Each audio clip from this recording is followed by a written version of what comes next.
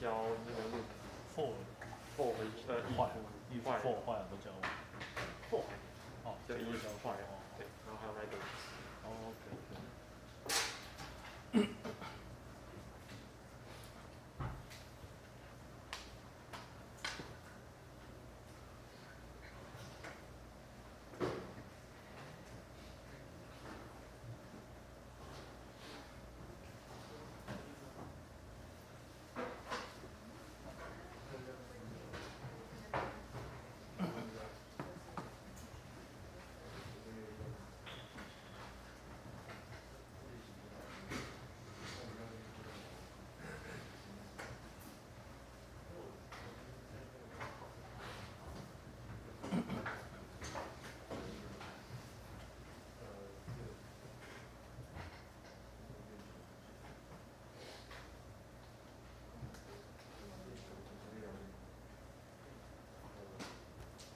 几点上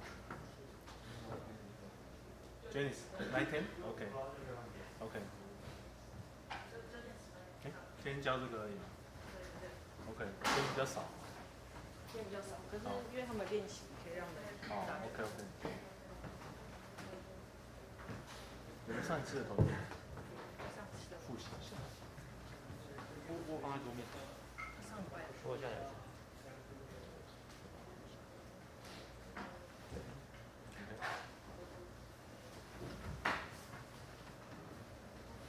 Okay, so is it too early? Last time, TA already introduced how to use some logic. Logic is very important for computer codes.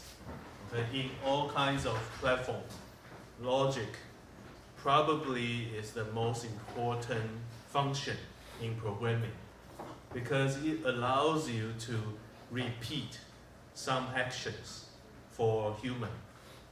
So we don't need to do it by ourselves. Okay? And there are many kinds of loops, many different kinds of logics. So last time, TA already introduced, let me see where. So the first kind is if, I think. Yeah, if else. So if something happens, let's take some actions. If the determination was negative, or if that thing doesn't happen, then we can do something else. So that's why we call it else, if else.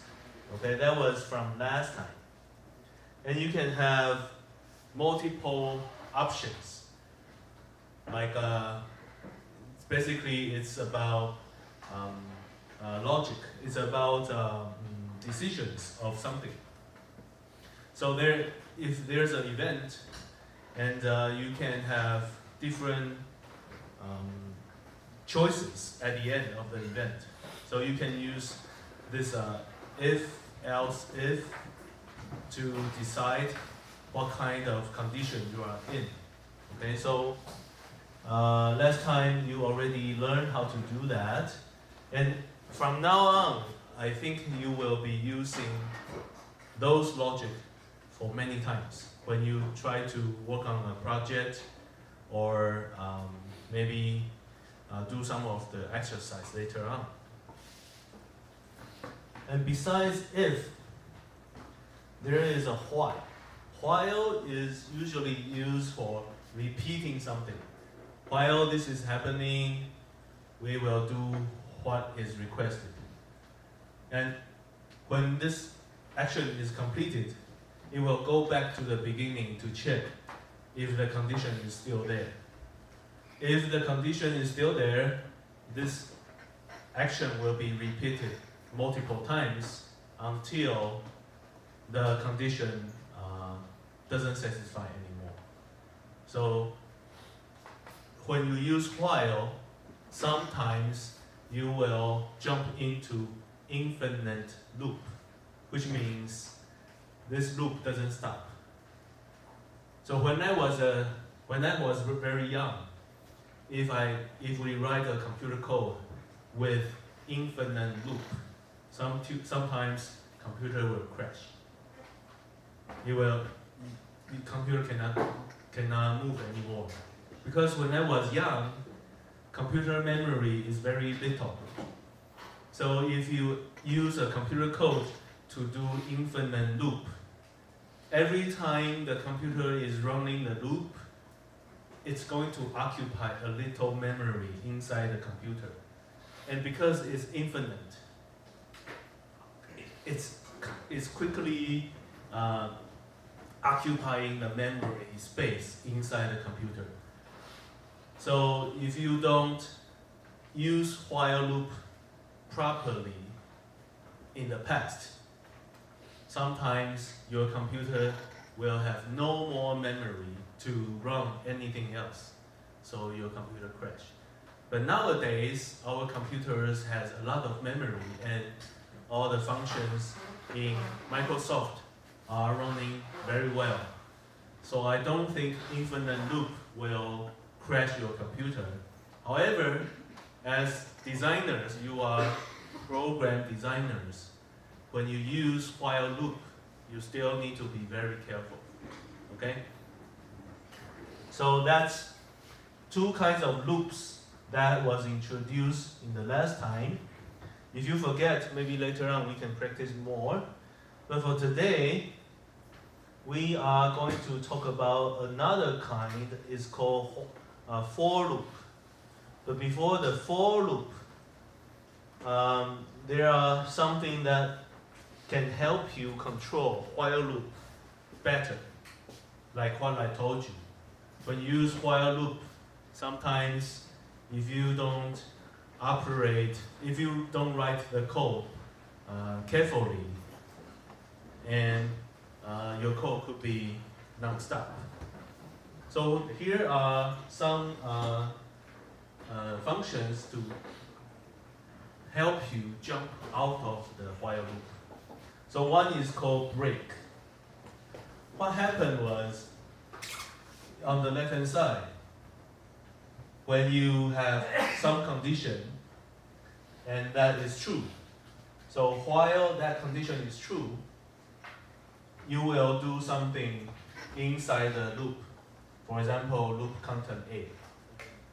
Within this content, if you see break, if Python sees break, what break does is to stop the loop. So the next, it will directly jump to the outside the loop. Okay? So break helps you just get out of the loop immediately. Okay? So sometimes, for example, you are building a sensor and you have a circuit system to do something. So for example, you are just one random example. So for example, you have a temperature sensor.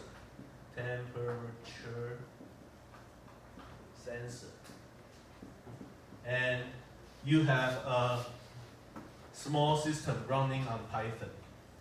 Okay? And you are collecting temperature. So for example, T equals to 30 degrees. Okay? Maybe 26 degrees. Okay?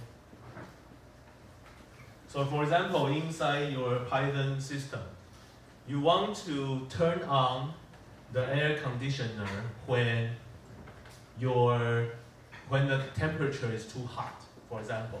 What you can do is, inside this code, you can have a while loop. You can say while, I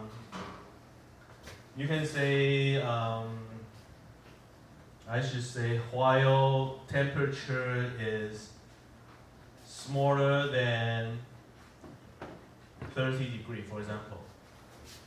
Basically do nothing. So in this code, you are always checking the temperature value of the degree from the sensor. If temperature is lower than 30, you will do nothing. So basically, you don't write anything, just do nothing. And the computer code will go back to while again. And by using this way, this computer code is always checking the temperature. But it will do nothing. Sorry.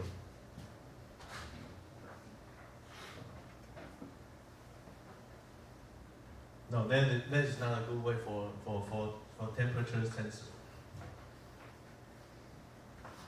So I should say, let me change a different way. Okay.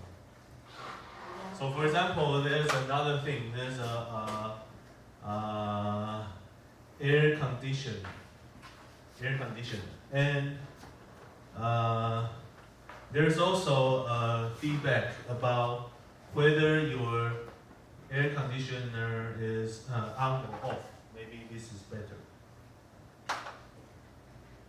On or off, okay? So if the air conditioner is on, is it better? No. While it's on,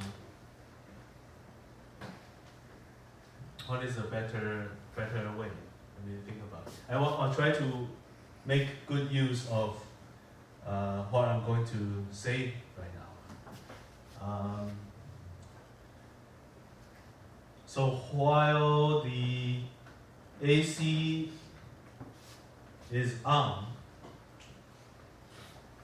actually you don't need to do anything because the AC already on. So it will be always on. No, this is not good. So maybe the better way is using if. Then I need a loop from outside, right? So maybe while if AC is on, then you should check it. If AC is off. Okay, while AC is off, you are always checking it. But inside the while, you can say if temperature is low, then you do nothing. So only when the temperature is high, you will turn it on, right? So maybe in here you can say if the temperature is too high, for example, greater than 30 degrees. Okay. So when its temperature is too high, then you want to get out of the break. Over here you can say break, and then when you are out of the while loop, you can turn on, for example, turn on AC. Maybe there's a function for turn on the AC. So what's happening here is that without the break, you are always inside the loop.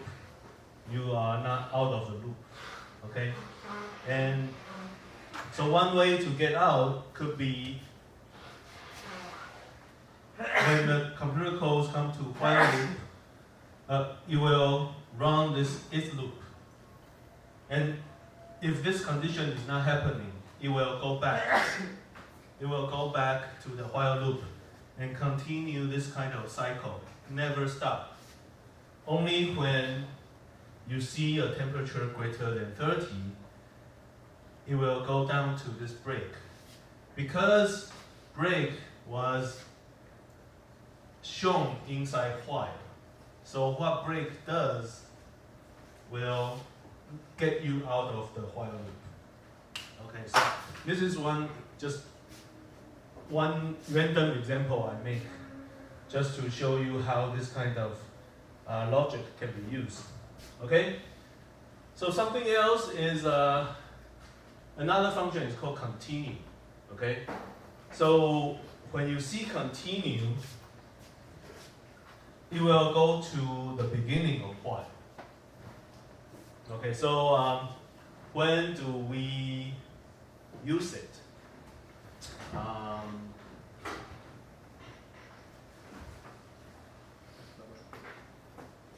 So maybe I can use this temperature sensor again for another example. Let me think about when will we use it. So maybe we can make another kind of logic. While AC is on, if temperature is smaller than 30, then continue like this. Otherwise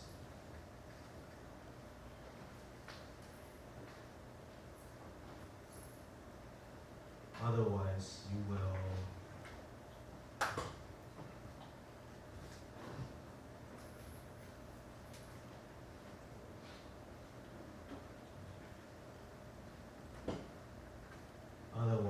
turn off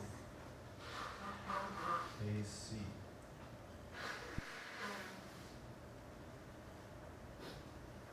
Or maybe like this, you can directly say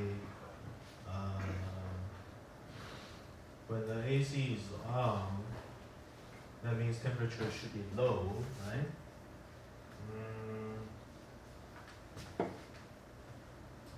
The temperature is high, so you turn on AC. And what makes more sense? Let me think about it. So maybe you can do a break here.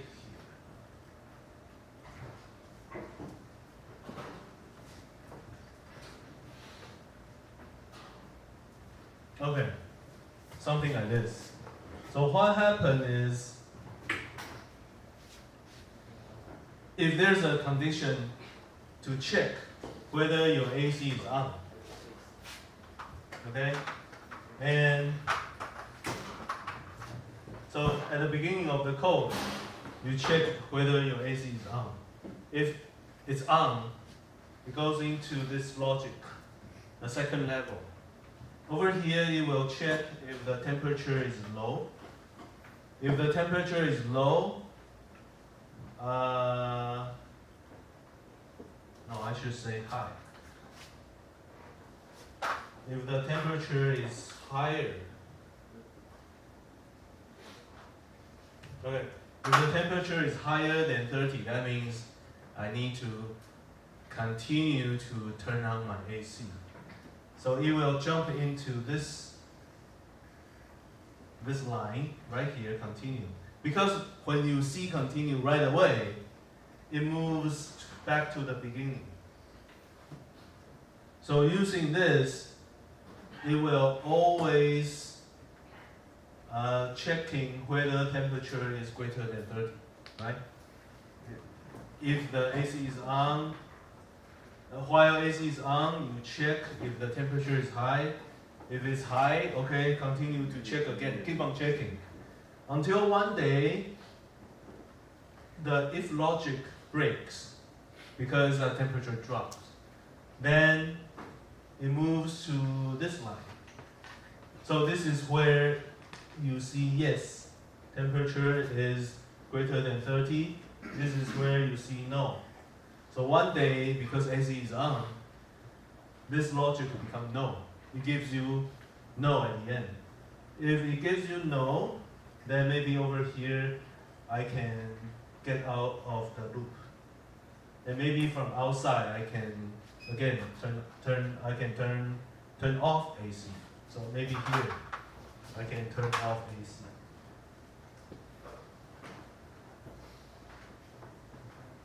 Okay? So when temperature is low enough, I will turn off AC. Something like that, just to help you realize the difference between break and continue. This may not be the best way to write a computer system for air conditioning, but this is just one example to show how to use break and how to use continue inside while. Okay? So,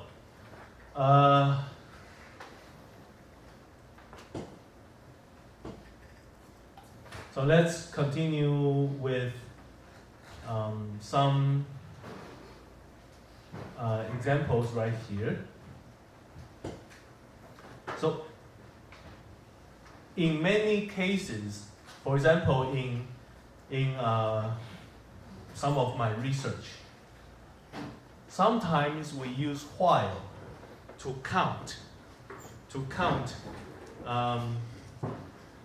We usually have a number for counting. So every time we run the loop once, we add the counting value by 1. So that becomes a counter. Okay, in this left example, this index variable is used as a counter. So maybe we want to do something repeatedly until this counting number equals to this final value. So for example, I start the number with 1. So when I move on to this while loop, for example, the final value is 10.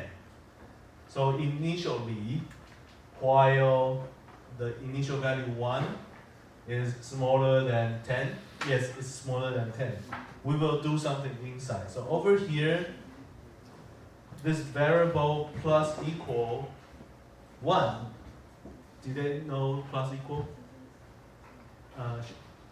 Jason, do they know plus equal? Okay, they know, right? So plus equal means index equals to index plus 1. Okay?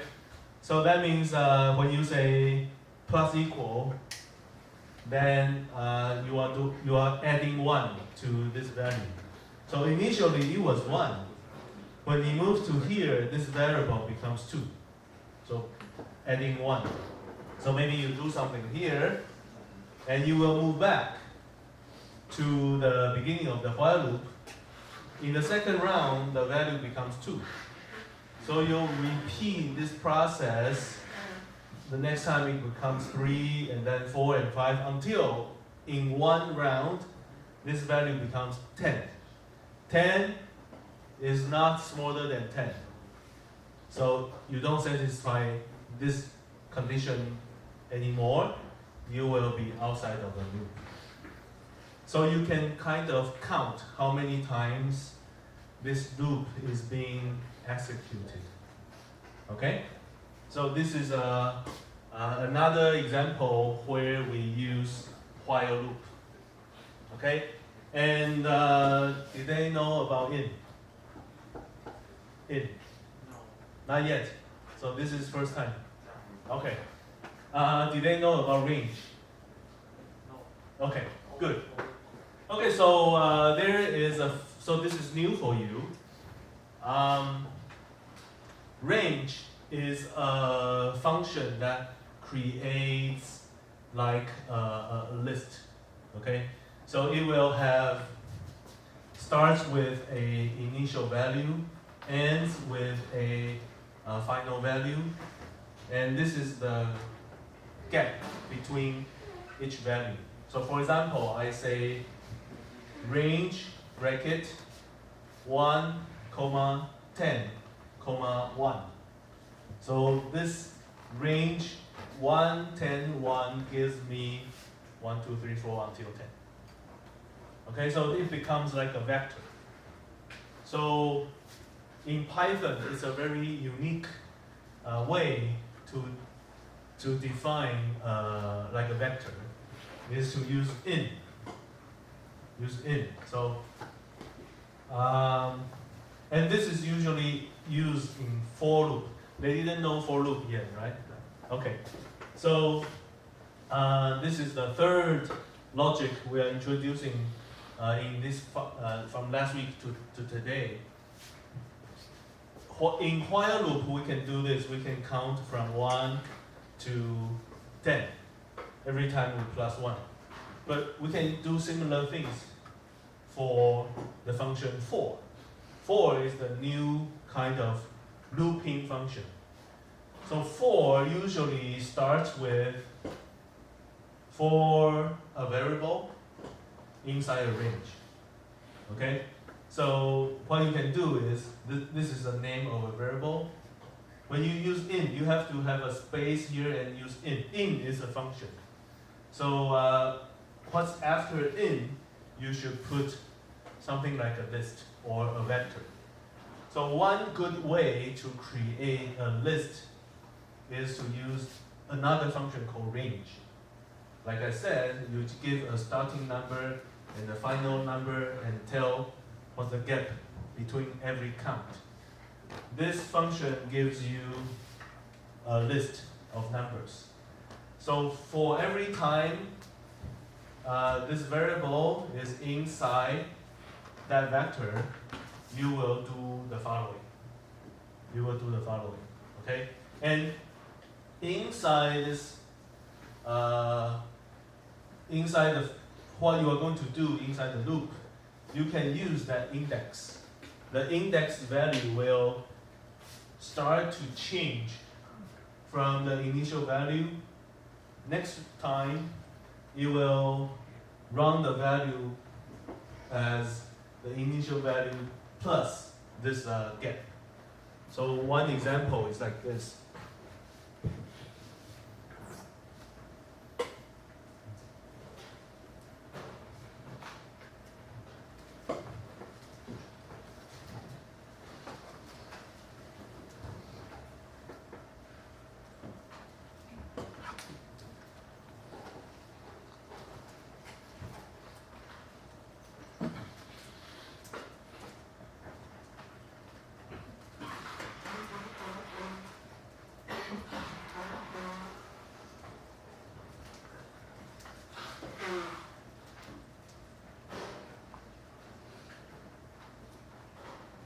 So one example is like this.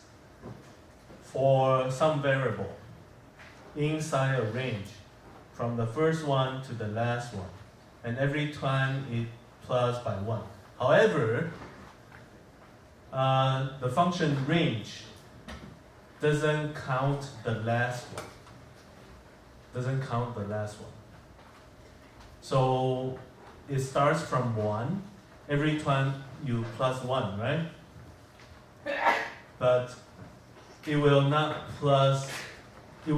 reach 10.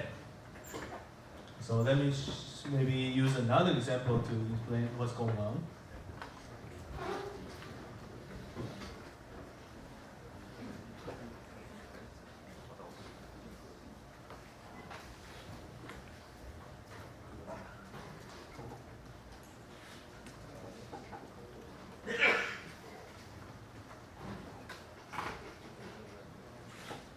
So from here,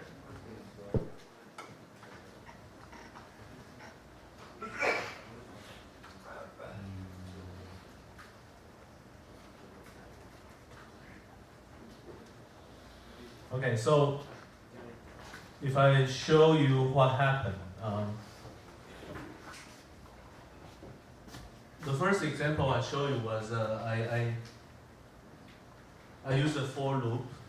So for is like, okay, you need a variable, and inside the looping process, this variable is going to change its number.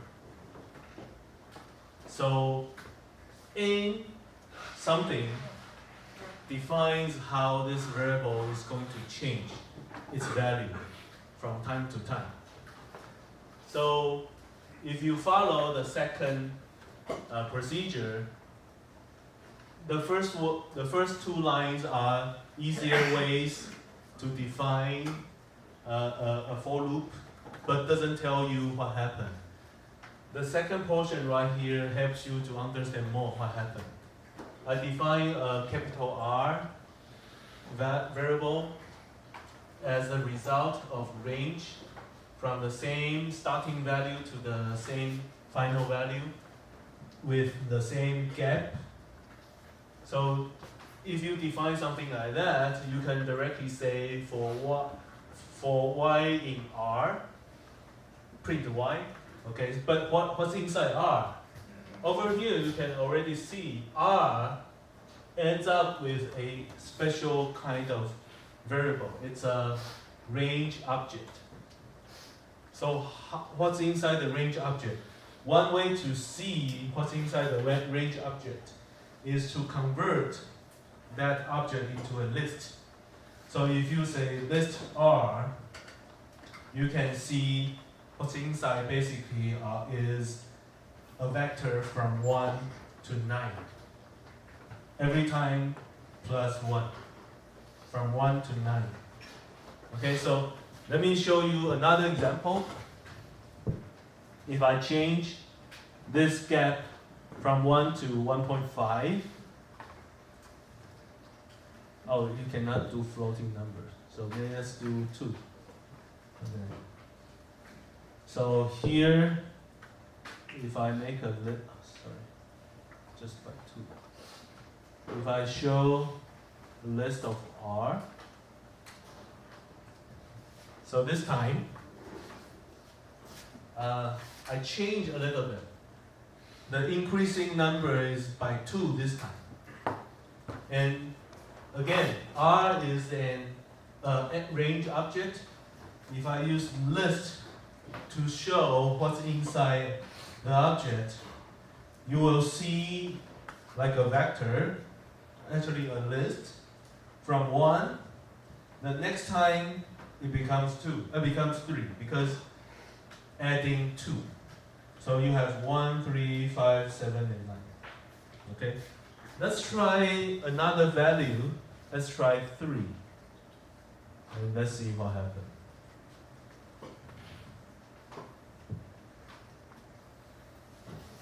So if I add 3 this time, starts with 1.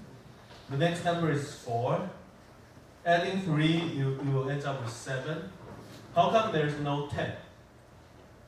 So inside this function range, it actually will try to add 3, but it finishes when the increasing number is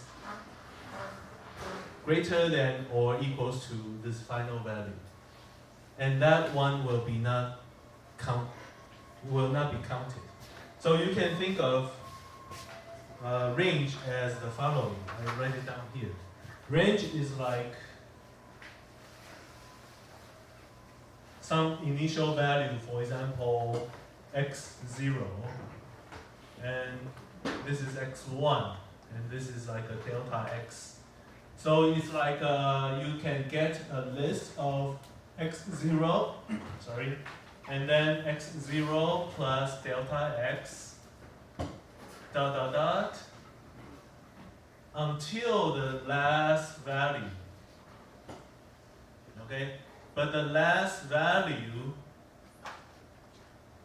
is where last value is smaller than x1. It will not give you a number that equals to x1 or greater than x1. So what you will get at the end, it won't be 10. The largest number you can get from the result is 9. Okay? So let's try to, did you guys try it? You can try this, okay?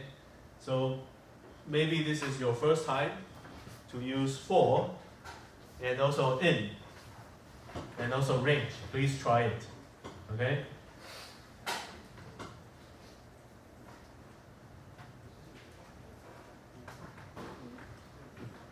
So over here you can do what I told you, just small exercise.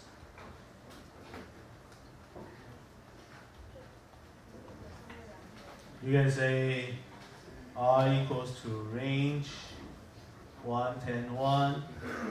You can say for X in R.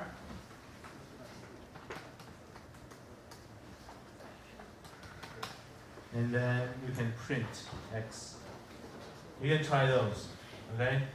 Make sure when you say print, it's in the second line, and also there is a gap right here, okay? Indentation right here. Because that's how Python understand this part is inside the loop, okay?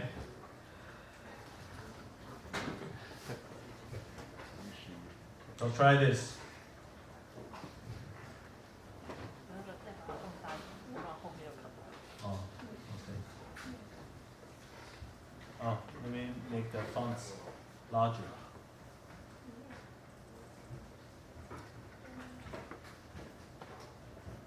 Maybe like this. Okay. Exercise.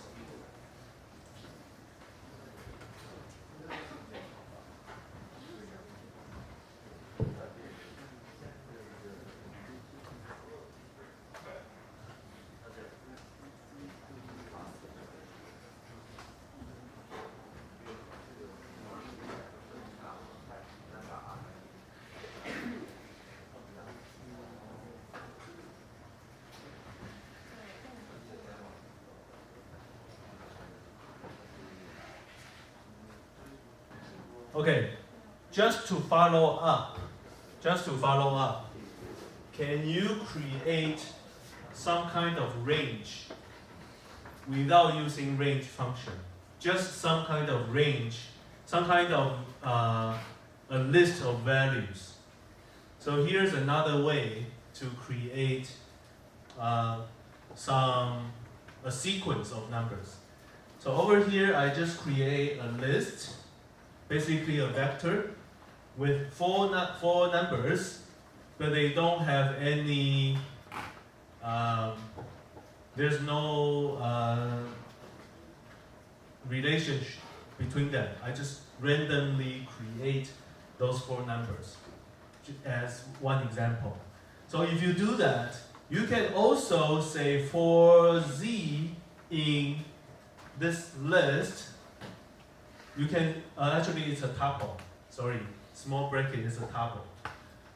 You can say for z inside this tuple, what for does is that the next line will be run multiple times, and every time this next line is being operated, the value z changes from the first one to the second one, and then to the third one, and to the final one. So what you will see at the end, of course, you should see printing 1, 5, 10, 20 in a series. So over here, these are the results. 1, 5, 10, 20. This is what. So that was an example of using a tuple. Can we use a list? Let's try it. So using list, I need a square, a bracket. So let's make different values as well.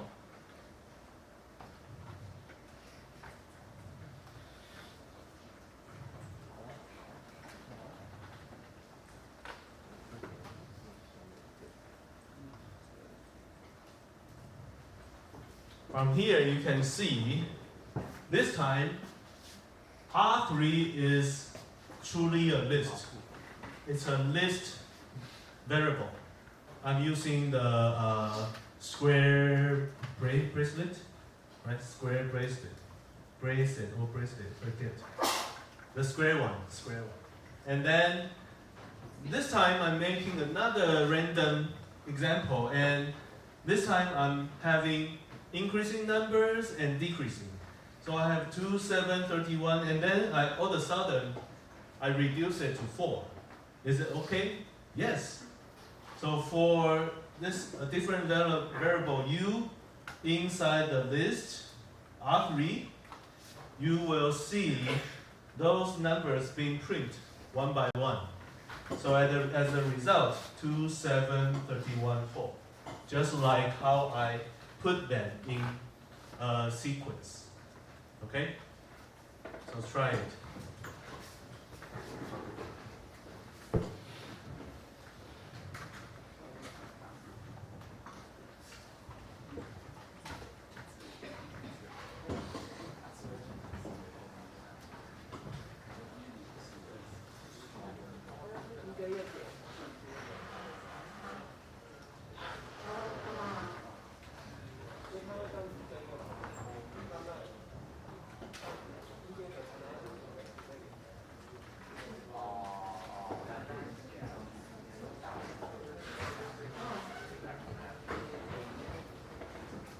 Okay, so sorry, I'm doing this really quickly, but you can try them by yourself.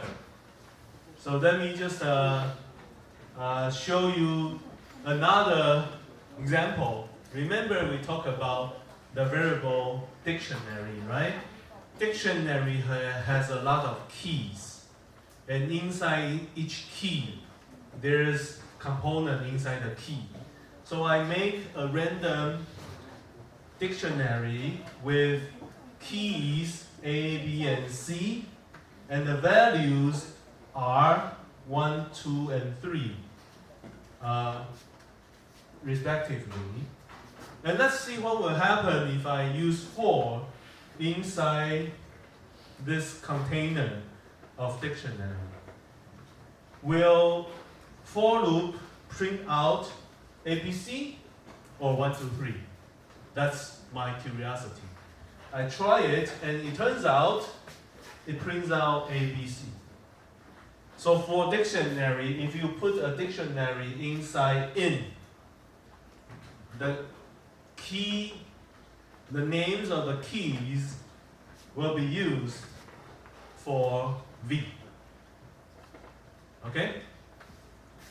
And let me try something else I will show you later on.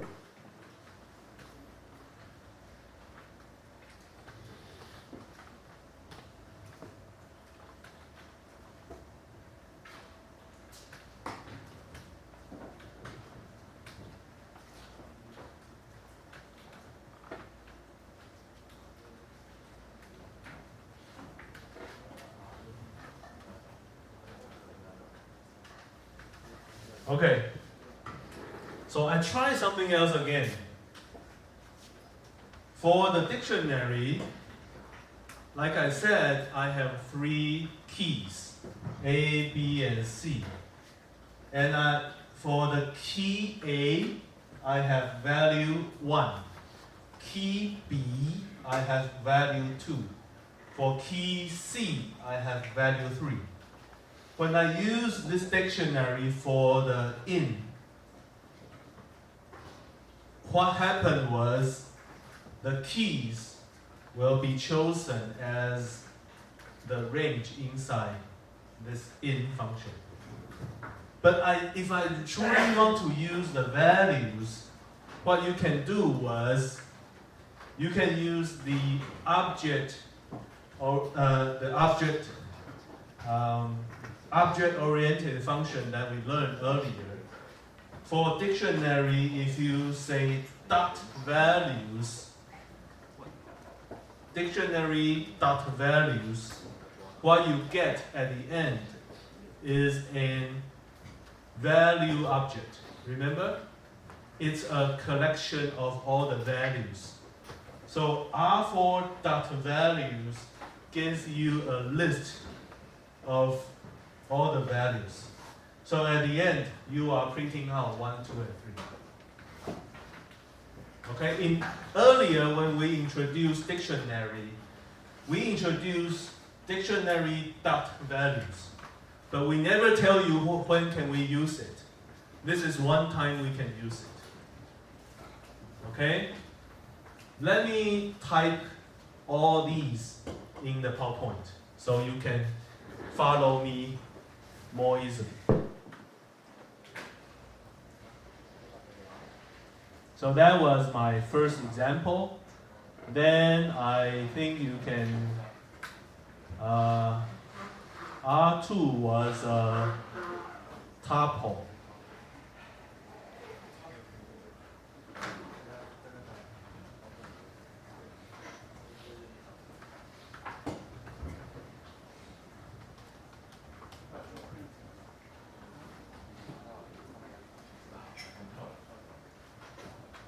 So I introduce a list.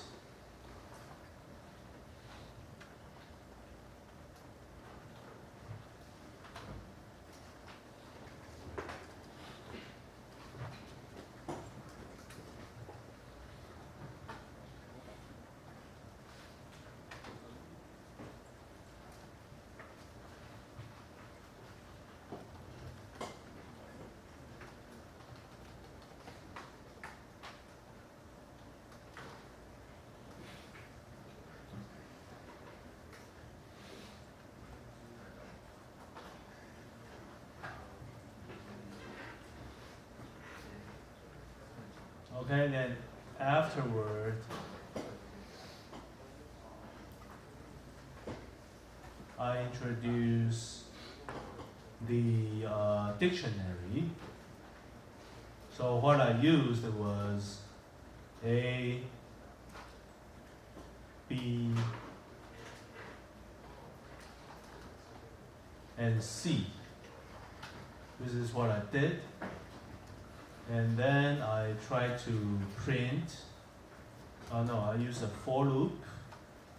Over here, I'm trying to print out V equals to what's inside R4. And then print out what's inside V.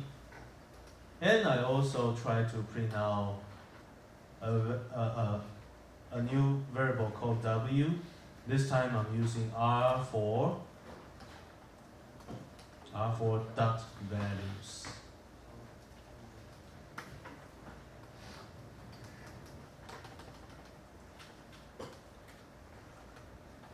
Okay, so this is what I did. Please make sure you understand what's the difference between them. So if you didn't follow me, I can tell you one more time. Range is a function to create a sequence of numbers. What's convenient about range is that you can start with a number, finishes with another number, and define what's the gap between each loop. Okay? So basically you end up with a vector. So using the function in, this function in can be used for a lot of objects, a lot of kind of vectors behind in. This time we are using range. So here it's actually a range object. Okay? So let me give you some notes to support what I mean.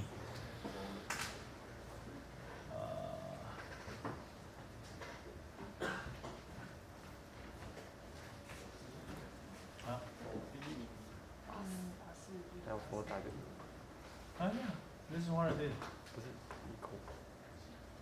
Yeah, you're right. Thank you. Yes.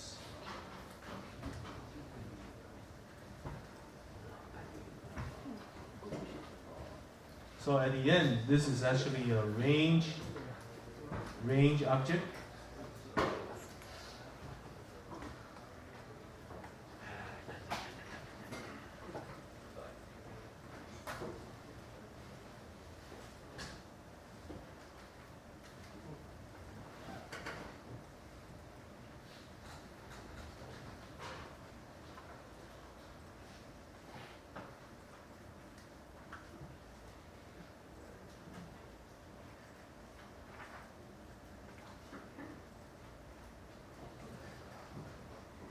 Okay. The other one, R2, was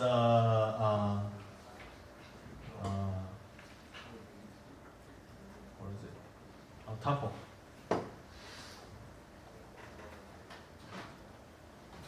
And R3 was actually a list. Okay? And then R4 was a dictionary. So if you use in a dictionary, what you will get the keys. Actually, you get all the keys.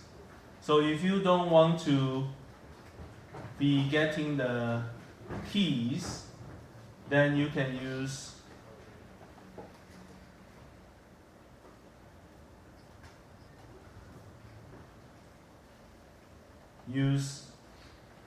dot values to get values. Okay, so this is what happened. Okay, R is in range object, so you use the function in to get numbers from this range object. You get the numbers one by one every time. So for helps you to get numbers inside this range sequentially, one by one. Okay? So R2 is a tuple. In, the function in can be used to get values inside tuple, also get values inside list. The result of these two kinds are the same. Both looks the same. And for the other kind, dictionary, if you do same kind of coding, you use in to get something outside of dictionary, what you get would be the keys. You will get the keys. So at the end, print V gives you A, B, and C. If you want to get the values 1, 2, and 3, you need to use, this is the dictionary dot values bracket. This will gives you an values object. Inside this values object, it's like a vector of all the values. So this is how you can get all the values inside the dictionary. Okay? So we can try to practice those.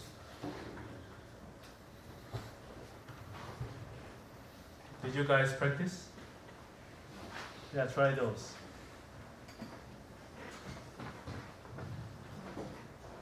Try to understand why we practice those. It's important for you to understand the difference between them. And in the future, when you program by yourself, you will know what to do later on. Or in the future, when you see an error at the end, a mistake at the end, you will understand what happened.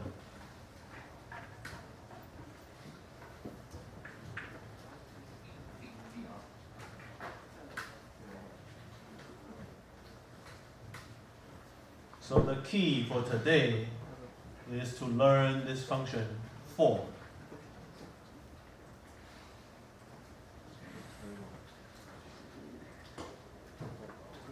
And also learn this function in.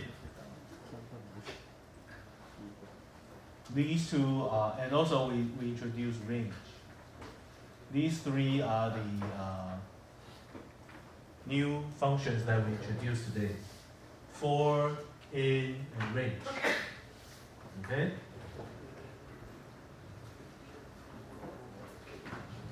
Okay, I hope you already exercised, you already practiced. We still need to move on. Okay, so here's another exercise. I think this is similar to the exam from last time, from last year. So over here we try to solve for a math function y equals to cosine x. And we want to create a table of the function values from x equals to 0 to x equals to 2 pi. And we want to take, basically we want to have an interval of 0.1 pi. Okay? So, in here we're asking you to do what?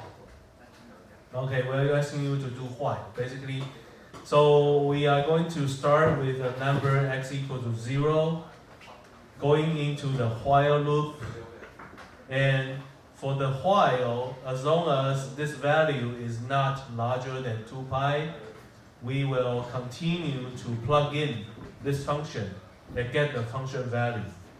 And then record it in a list. Okay? So, second half of the loop, increase x by 0.1 pi. So, let's try this first. Okay, basically I need a list of x from 0 to 2 pi, and then I need to know what are the values, basically from cosine 0 to cosine 2 pi. So you can try this on your own, and then we can then check how the Python code looks like. So I know the font size is quite small, but you should know what to do. Basically, we are starting from x to 2 pi. Try it yourself. From x to 0 to x equals to 2 pi, and then the increment is 0.1 pi. Okay, and then we want to create a list to keep all the y values. Okay, try this.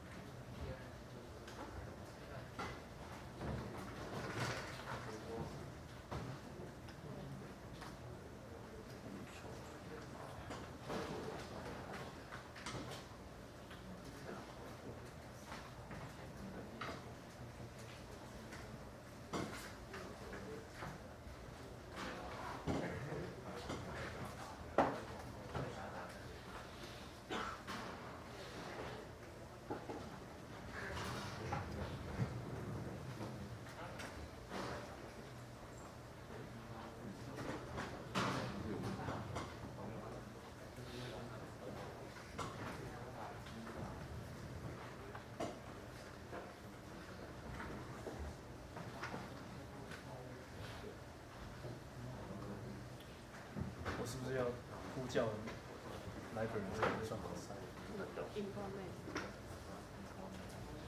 因为后面他们有学过吗？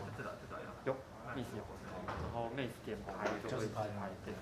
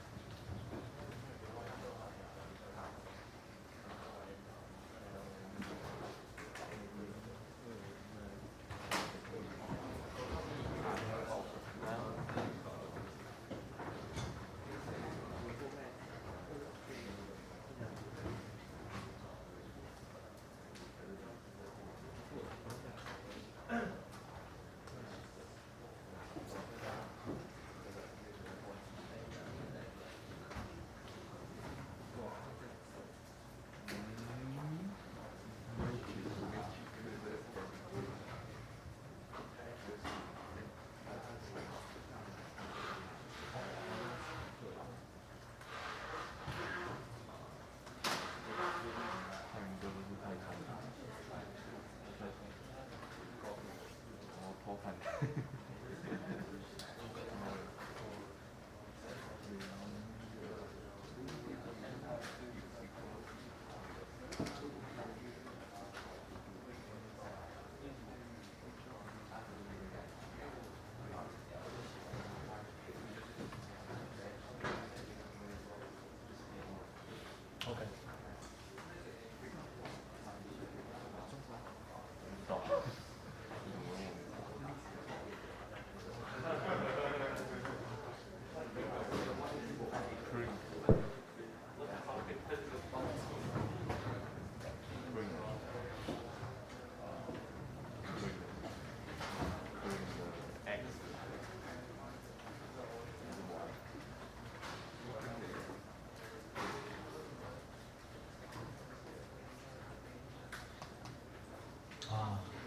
这样不错。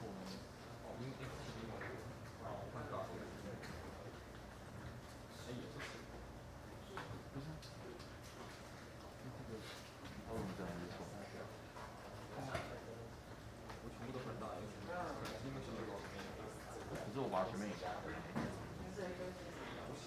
不行。OK。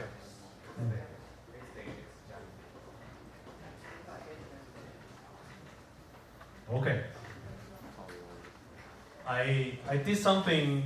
This may not be what you try, but this works in my case. That's not the only way. Okay. But if you need some help, I will tell you what I did. Okay. So what happened was, in order to get more accurate pi and also easier way to use cosine is to import the library called math. So TA said you already know the library about math.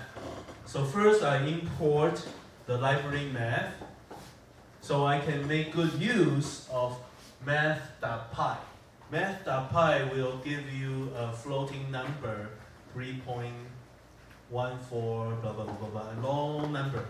So it's a very accurate pi. You don't need to memorize all the digits, okay? And if you use math.cosine, that's one way to get the value cosine. So you don't need to figure out a way to truly solve for cosine. For example, Taylor expansion or whatever. You don't need to do that. So over here, I start with x equals to 0. And the reason why I use y equals to this square bracelet is because I want y to be a list. But at the beginning, I don't need anything inside. So we can actually pause right here and then which one is debug mode? This one. Okay. If you pause right here and run the debugging mode, when the computer code reaches the third line, I have a value x equals to 0. I can move one step forward. You can see y equals to a list, but there's nothing inside. I have an empty list. The reason why I want an empty list is because later on I want to use y dot append. So I can use y dot append to put numbers into the list. So every time I have a new number, I just use y dot append to throw it into y. So my y list becomes longer and longer. Okay? So for the while loop, what I did was when x is smaller than or equals to, that means not over 2 pi. When it's smaller than or equals to 2 times math.pi, I will do the following. First, I will compute what is the value of cosine x. So over here I said math.cosine x. And this value, it will return a value at the end. I directly throw it into y.append. So let me show you what happened. If I move forward up to here, if I move one more step, you can see the y list becomes longer. Earlier it was empty.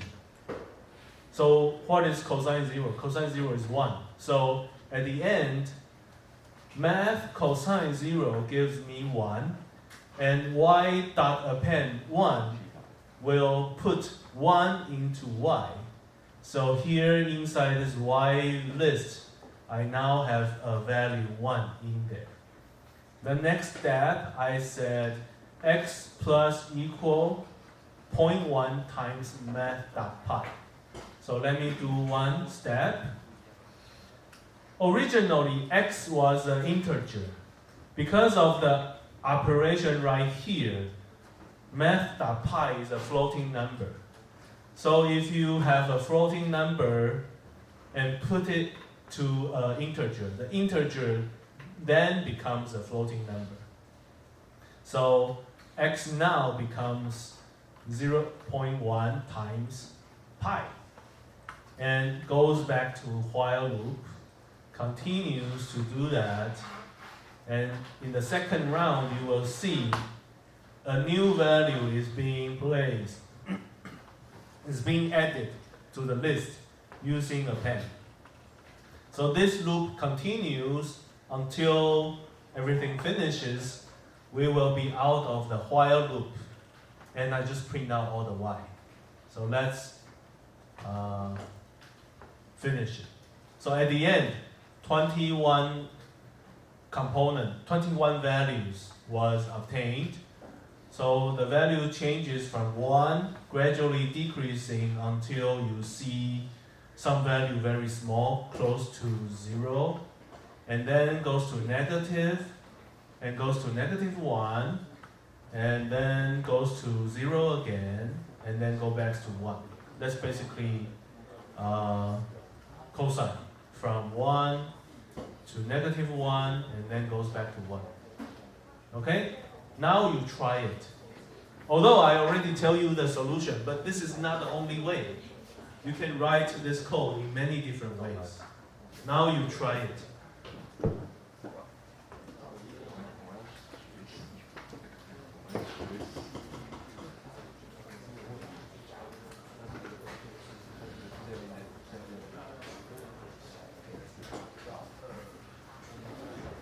If you are if you know more about programming, and this is very easy for you, try to do the same thing by for loop.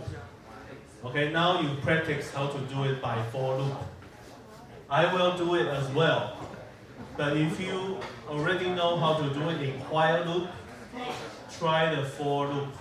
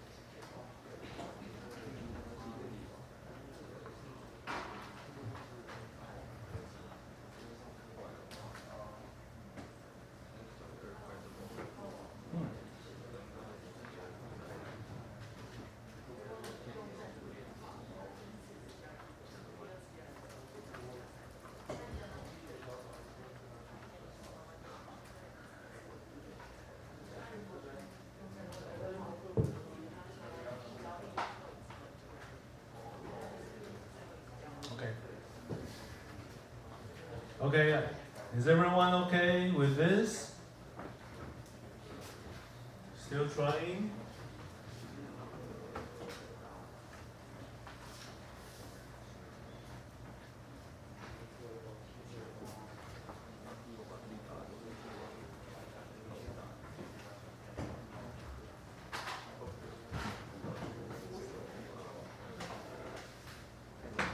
Still trying? Everyone okay?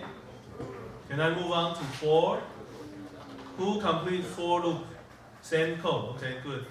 Who complete 4? Okay, go ahead, try it. Try it. Try to do the exact same thing by 4 loop. Using 4.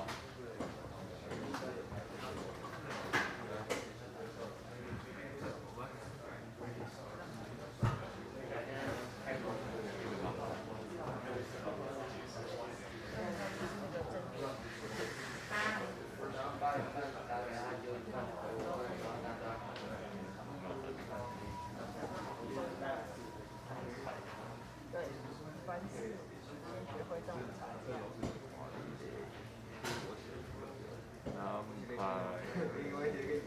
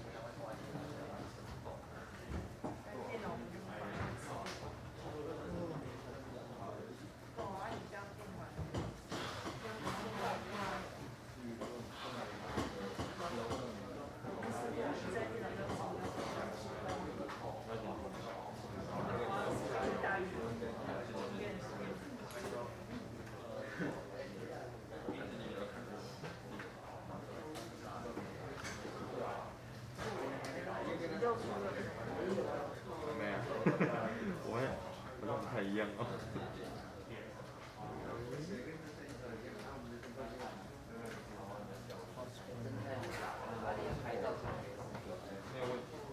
没有不是啊，我的不能用啊。不是啊。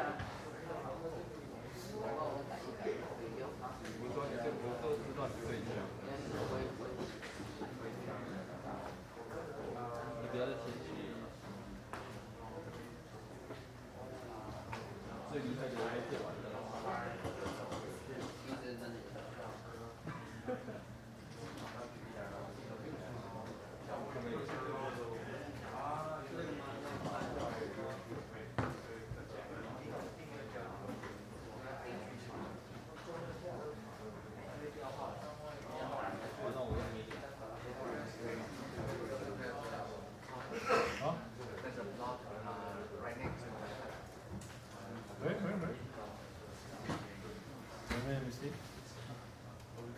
Oh, plus, yeah. Thank you. 对。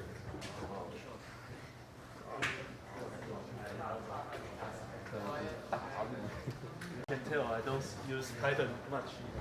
I'm a MATLAB user. Okay, so now you're trying for.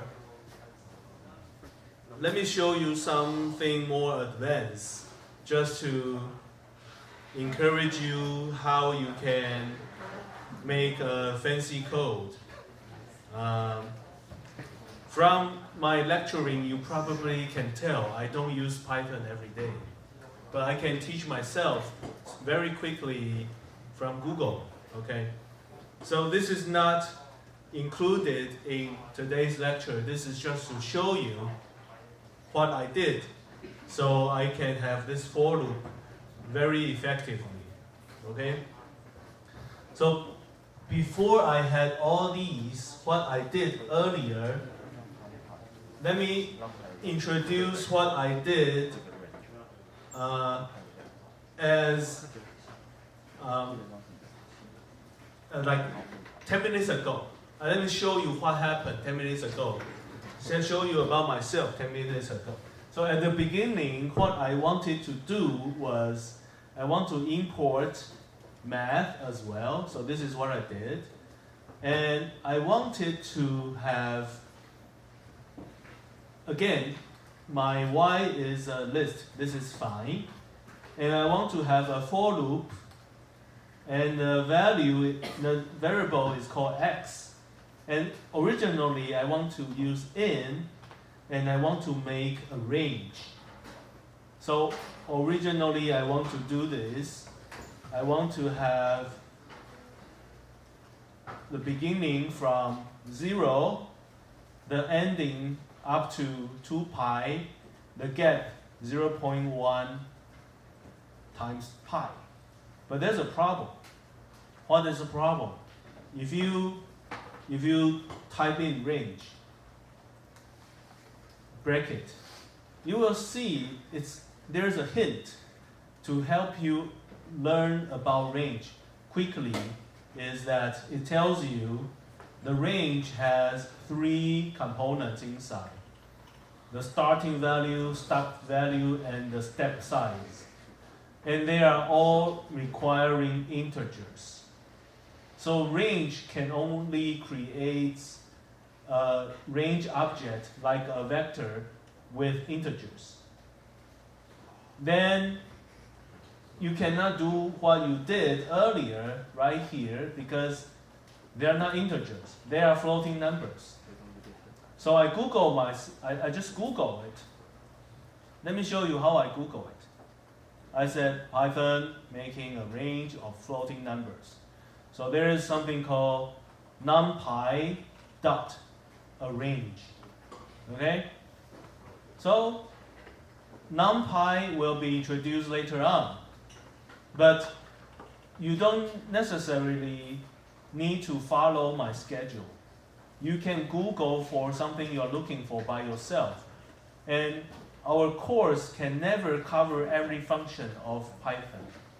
The best way to learn is to look for references, not just learn from the course only. Then you cannot be a good Python programmer because we cover so little and we teach so slowly. Okay?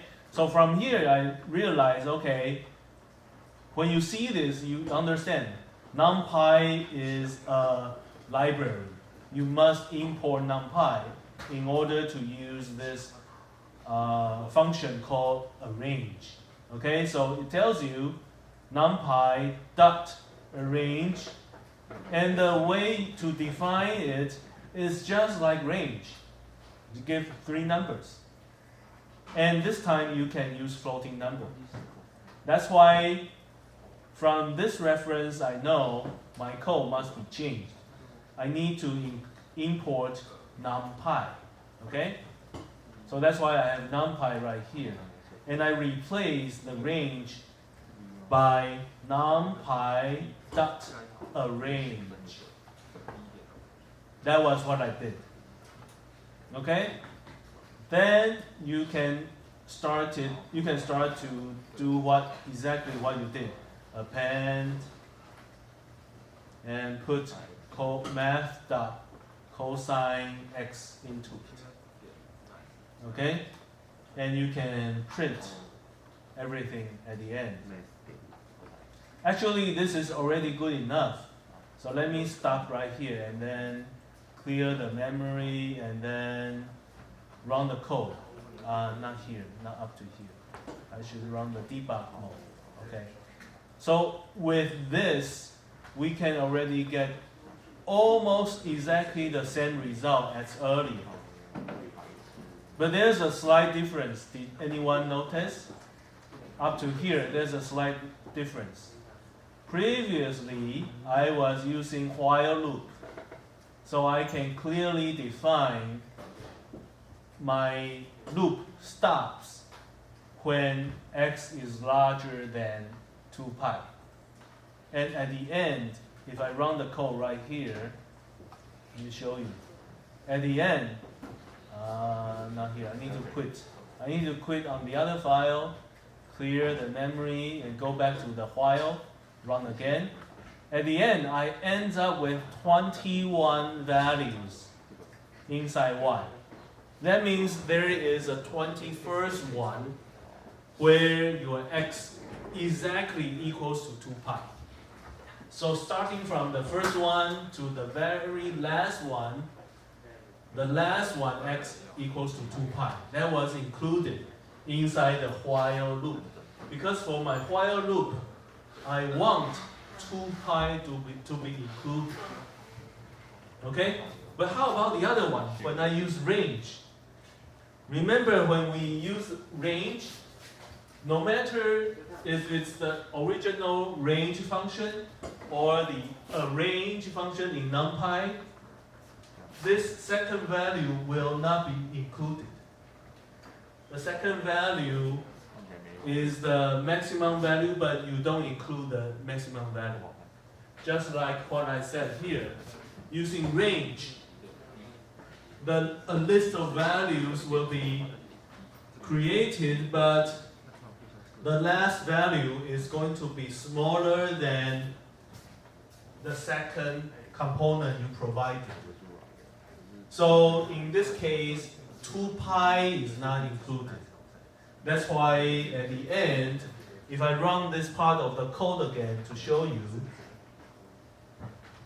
you can tell there's only 20 components being created because 2 pi was not included inside range function. And at the end, the last value was not 1. It was the one that is a little smaller than 2 pi. Okay, so please make sure you understand what happened. Okay? After that, I just want to be fancier, so I try the other part of the code. I didn't use it every day, so I need to Google to make sure what to do. So what I did was, I want to print out the result. So I Google search Python. I know there's a library called matrix plot library.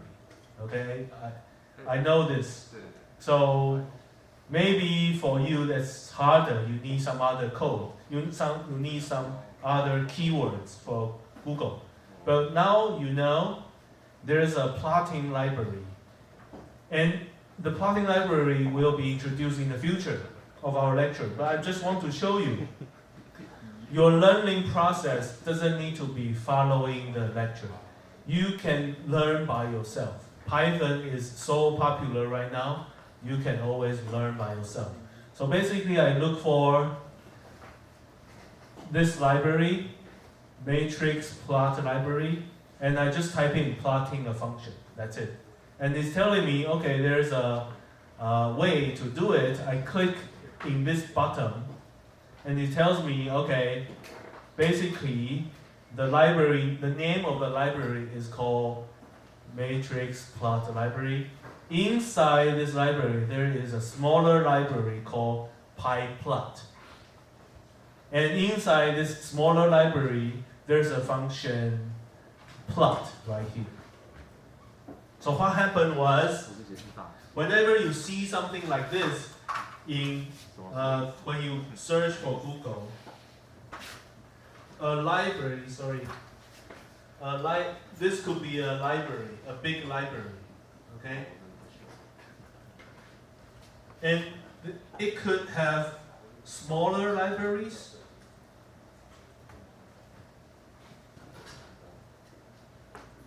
And inside the smaller libraries, there are functions to use. So for this case, what I did was I found the library that I searched for was MATplotlib, so it's like a matrix plotting library. Okay. Inside this, I noticed there's a smaller library called pyplot. Okay? And inside this smaller library, there's a function called plot right here. So using this function plot, I can already print out the function like a plot. Okay? On Google, it actually teaches you a more effective way of using it. But in my example, I'm not using that yet. But I'm going to tell you what happened from the Google's example. If you want to import a smaller library from a bigger library, you can say from the big library, import the small library, rename this small library as some shorter name. In this example, it renamed this small library as PLT, representing plot, pyplot. So in the following, when he used PLT, it's actually representing matrix plot library dot pyplot. So when you see PLT, it's a shorter name for matrix plot library dot pyplot. And from my code right here, sorry about your back. Sorry. So from the example I'm doing here, see I only import, I'm showing you the simpler way, but what you need to type in is longer. Okay? If you directly import matrix plot library, and if you truly want to use the plot function, what you originally need to do was matrix plot library dot pyplot, the smaller library, dot the function plot. Okay? But this time, if you want to learn more from Google, for many cases, they will use a shorter name for the library they import. Because when you write codes, you don't need to type in the longer name of the library. Okay, and this is one example to show you from a bigger library, import a smaller library, and name it as a shorter name. Okay? That's not the main material for today, but I want to introduce you right now. Learning Python requires a lot of Googling, trust me. Googling sometimes is the most effective way. And you can already see a lot of examples like this. Okay, so for this method plot, just throw in a list of x and a list of y. It will plot out the functions. So for this example, what I did was I get exactly the same thing, but when I do the plotting, I need a variable to keep all the x. That's why over here I name this whole thing as a capital X. So when I do the for loop, it's actually running, the small x is changing from each component inside the capital X. And the capital S can be used for plotting later on. Okay, so over here I have these. Y basically is the result of all the calculation of cosine. So over here I have a vector of all the x, and over here because of a append function I have a vector of all the cosine x. I throw them into plot, and in order to show, you need to use another method called show inside this pyplot library. So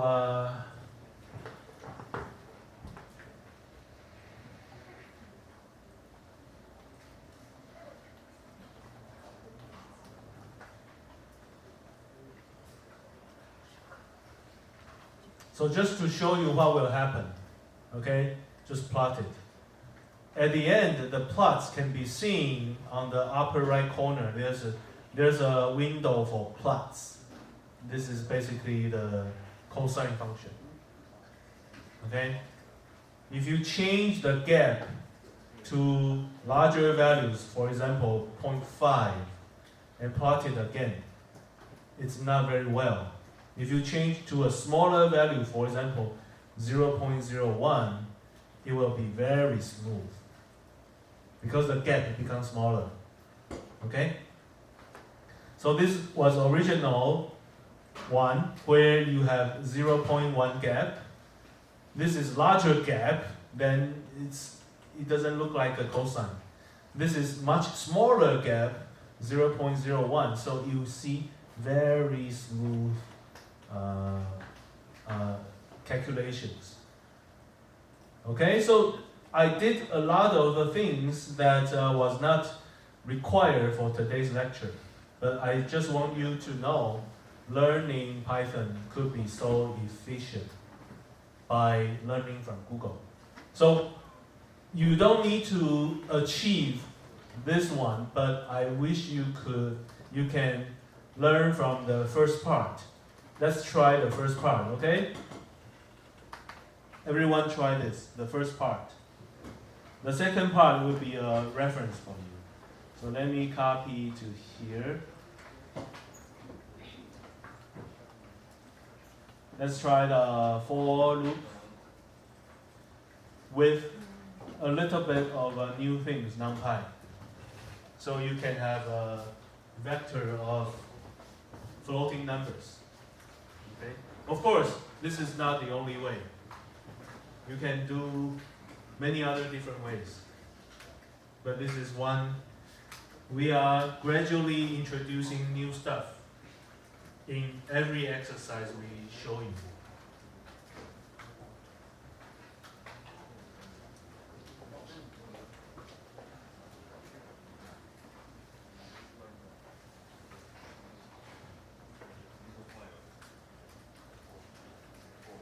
We have a home. Do we have an exercise today for everyone? Just let me see.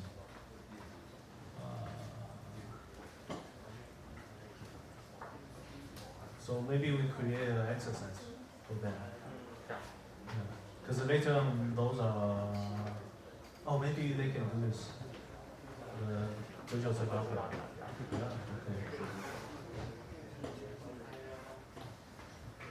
But it's in the PowerPoint, right? Yes, They have the PowerPoint. they have. Okay. Then maybe we do. Let me see.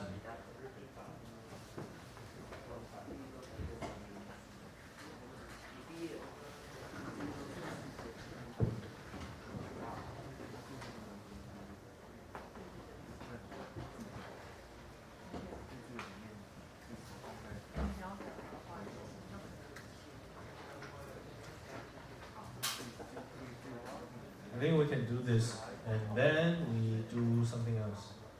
This is okay.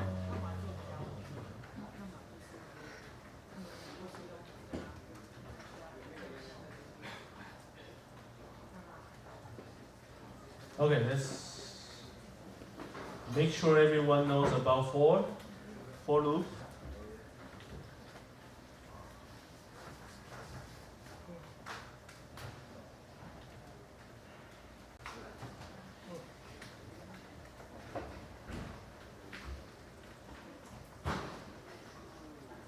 Everyone's okay? I don't want to, I want to finish the lecture earlier today. So maybe by 11:30 we can finish, because we didn't take a break. Okay, so I want to move on. If you are not familiar with everything, if you are not familiar with something, this file will be provided, and also the codes will be provided as well. So you don't need to worry if you didn't follow in any portion of the lecture. And also we have videos today. So there's yes, it's a homework, but the solution can be seen from the PowerPoint. It's what you need to do for today. Okay? We want to have the multiplication table from 1 times 1 to 9 times 9 using for loop. And it's giving you some hints. You just need 2 layers of for loop, changing the value. For example, one value is x, the other value is y, changing x and y from 1 to 9.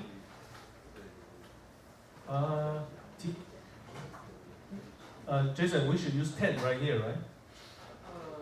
Yeah. We should use 10, yes. Yeah, so if you say 1, 10, 1, actually the range starts with 1 and finishes by 9, actually. So use range 1, 10, 1 to vary the values x and y. And inside the double for loop, every time you will calculate x times y. And you will show the results in this way. So we want you to print the results like this. 1 times 1 equals to 1, 1 times 2 equals to 2, until the last one, 9 times 9 equals to 981. So please print out results like this.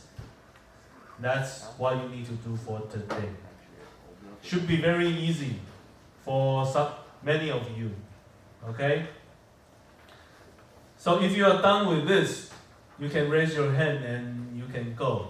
But if you feel too bored, you want to do more, there's a second half of the homework, is to show the table in this way. This is for you to practice. Okay, not required, but you can play with this. To print out the multiplication table, like an table. Okay, so there's already results here. It tells you how to print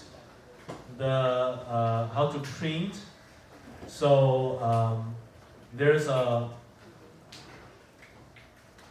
you end up with certain format. Okay? So this is for you to play with it, like a more advanced exercise. You can try those. Okay? But it's not required. You don't need to do it. This is required. You have to do this so you can go today. You need to show 1 times 1 equals to 1 until 9 times 9 equals to 81. Using double for loop. Okay, this is what you need to do for today.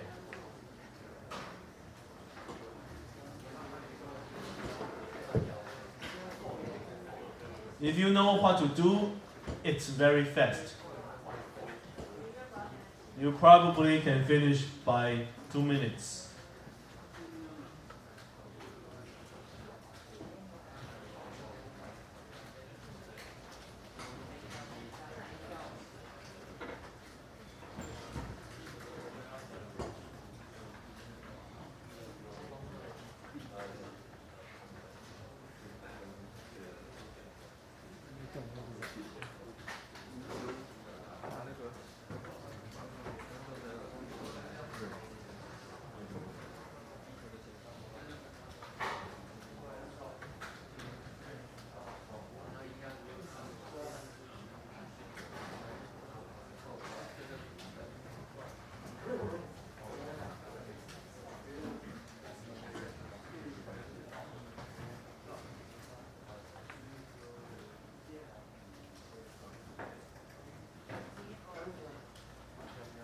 Maybe not 2 minutes, maybe 30 seconds. It's so easy. Yeah, try it. I think I did it in 30 minutes. 30 seconds, not minutes. 30 seconds. So if you are interested, you can try this one to create a table like this. Okay? It's more fun, I think.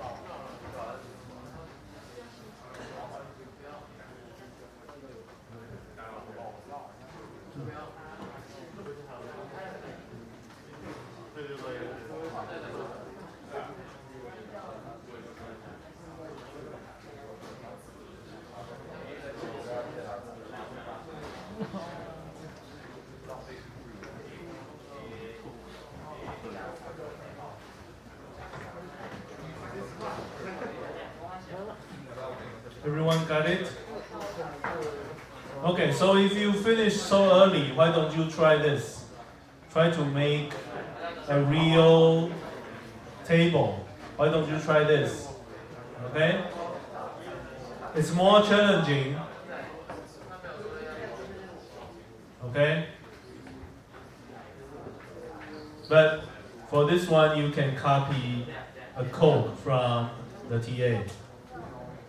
Why don't you try this? Inside this, there's a lot of tricks of printing. Okay? So let me tell you what are the tricks if you are interested.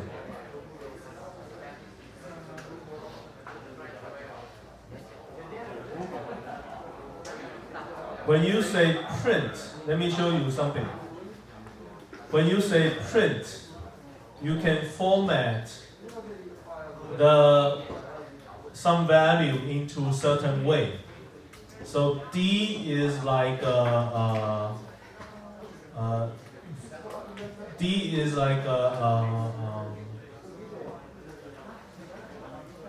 like an integer, okay? And 4 represent how many gaps for your print. Okay, so let me show you a difference.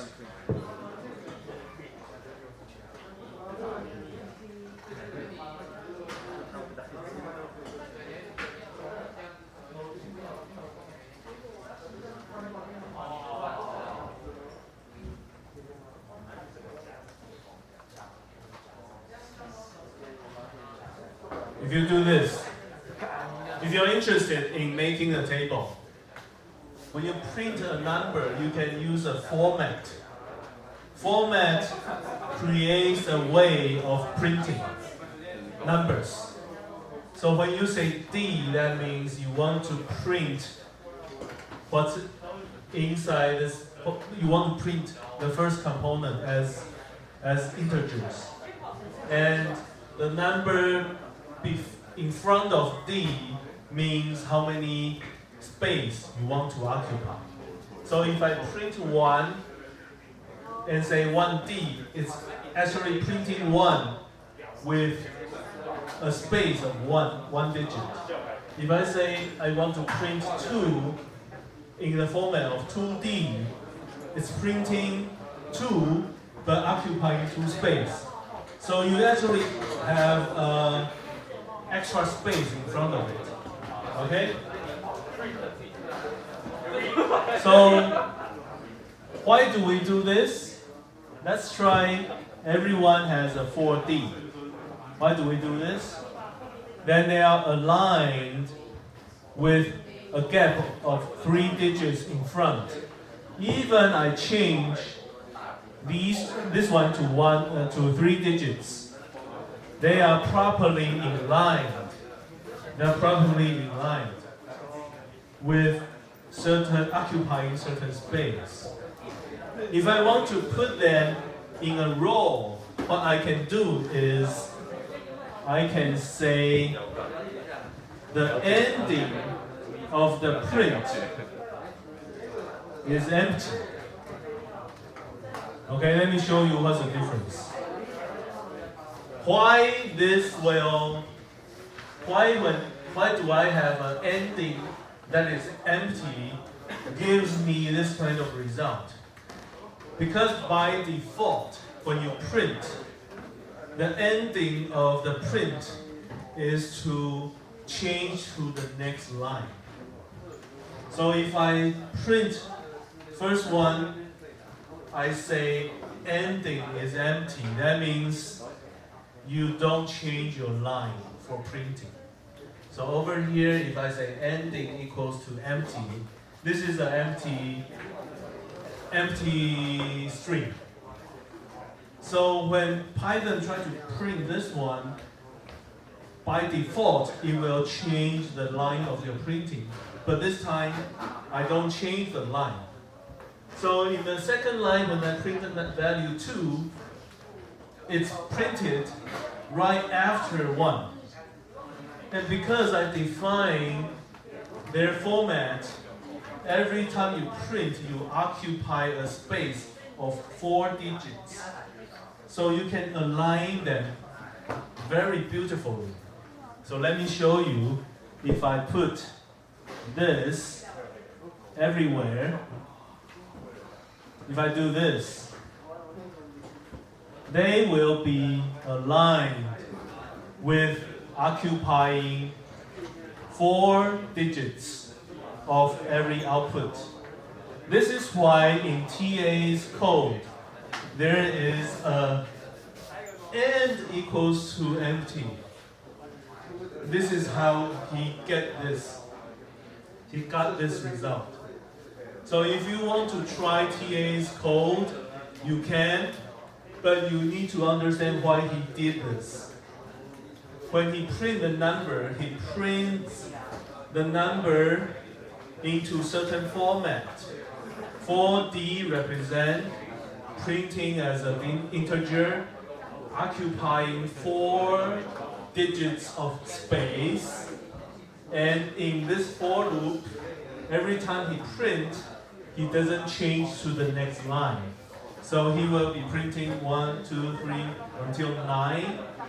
Then he did a print again.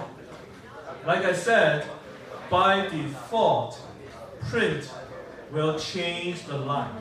So over here it prints nothing but changing the line. So this is for changing to next line. So in the next round of loop, it starts with a multiplier and a vertical line, not changing the line there, and starts to print I equals to j with every time occupying 4 digits until the last one. Before the last one, it doesn't change line for every time. Until this for loop is done, he made a print again that forces the printing moves to the next line. Okay, so try to understand why. If you can make good use of those, your codes will be shorter. Okay? This is not required for today's lecture, but I want you to try to learn from it. Okay?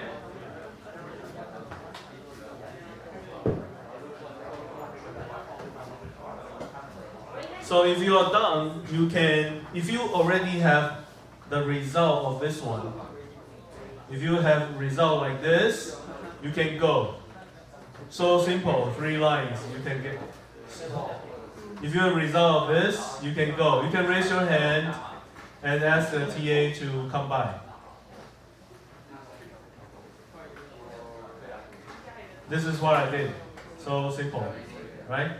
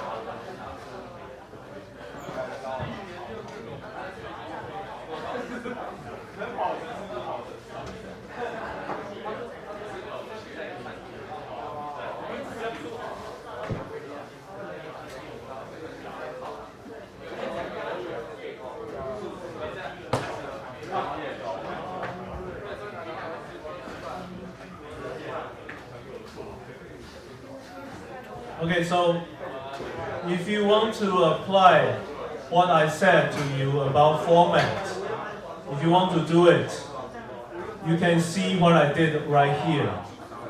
With format, I can print out the results occupying 3 digits of space. So let's see what's the difference. So without format, it's printed. I should use 2D. That's better. So without format, it's printed like this. The 8 is right after equal sign. Okay, but with format, you will see the 8 has a space in front of it. So you can have alignment of the last digit. So just for you to know, format helps you to align your print. Okay? Some extra material. If you are interested, you can keep those in mind. So later on, when you print out stuff, it looks better. Format. Okay, format defines how many space you want to use for your digit. Actually, let me show you another thing. You can even have different formats. I think this is it. Let's see. You can even have point something, like a floating numbers. So 2.1 means before the point you want to keep 2. I think let me try 3.1. No. F means floating number. 3 means you want to keep 3 digits in front. 1 means you want to keep how many digits behind the point. If you say 3.2, you will see 2 zeros. See? So format is something for you to define how you print. 看一下语料，然后我就写 Just 一 extra reference. 1切2整个。这不用这个。 And you can go if you don't want to stay. And if you finish about multiplying list, you can go.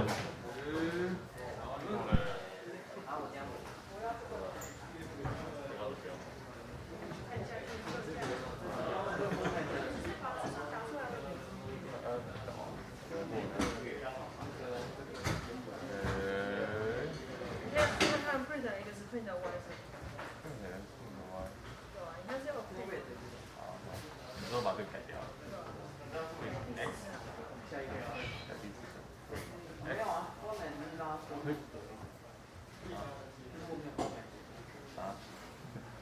来哦。来哦。我要1 星星1的表示那个都在正列里面，对不对？那你把 print 放在这边的话，它不会在正列里面，它只会印最中间。所以这样做的话，它就会移到你，那你会发现1可能直接跑进去。那如果你 print y 的时候，它也会跑。那你帮我改这个地方，然后改到能够像我想要的结果。哦。 You guys okay? You need 可以吗？没有 OK. 我想一下。1跟 x 跟 y 我都示范给你看了。那就 x 跟 y。对啊。 OK。那你 x 是数字，你要怎么把它变成？x 现在是数字啊。那我要怎么把它变成？我要1乘以1这样。我就是没有把。你现在做到等于1的后面那个。那我要1乘以1怎么做？不知道啊。不知道。 Okay, if you're done, 如 let 果我 TA 要 know. 显示 Then you can x go. 的话，你可以这样做。然后起来。 先做 x 为什么这么多？等一下就会知道 x 乘上 y， 因为我的答案要 x 乘 y 啊。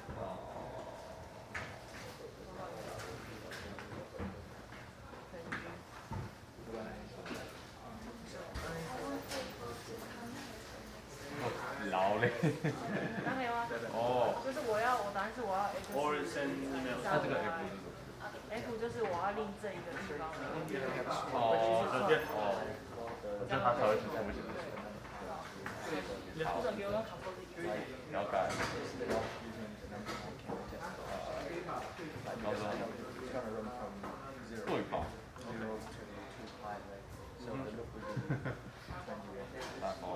？So you basically use the multiplier as the